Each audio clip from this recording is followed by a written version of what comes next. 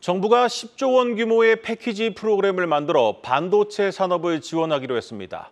정부와 산업은행의 정책금융을 마중물 삼아 민간 재원을 끌어오는 방식인데 재정 투입은 최소화하면서도 사실상 보조금 같은 효과를 내겠다는 구상입니다. 김채영 기자입니다. 정부가 글로벌 기술 경쟁이 치열해지는 반도체 산업에 보조금 대신 금융 지원을 하는 쪽으로 가닥을 잡았습니다. 금융과 세제 지원으로 취약한 소부장, 설계 전문 기업까지 종합 지원하겠다는 전략입니다. 현재로서 산업은행 대출과 재정 민간 등의 공동 출자로 조성한 펀드를 통한 지원이 유력합니다. 다만 이는 미국, 일본 등이 반도체 기업의 생산 설비를 자국 내로 끌어들이려는 의도로 대규모 보조금을 내걸고 있는 것과는 대비됩니다.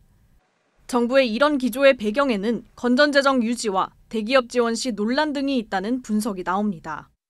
세수가 상당히 펑크가 많이 났습니다. 보조금 정책으로 전환할 경우에는 세수가 없더라도 또 추가적으로 재정 소요가 발생하는 부분이라서 특정 산업에 대해서 이 재정 지원이 이루어질 경우에는 편파적 지원에 대한 어떤 논란 이런 부분도 또 있기 때문에 재정 정책이 아닌 금융 정책을 사용할 경우 재정 건전성을 유지하는 것처럼 보이지만 결국 산업은행 등이 부담을 지게 되는 것으로 반도체 분야 외의 자금이 줄어드는 부작용이 발생할 수 있다는 우려도 나옵니다.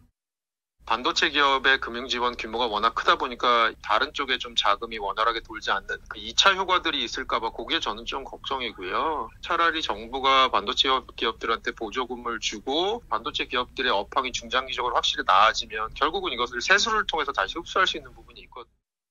미국 대선 이후에 추가 보조금 지급 가능성도 변수로 대형 제조업체를 중심으로 한 직접 지원을 추가로 검토해야 한다는 목소리도 나옵니다.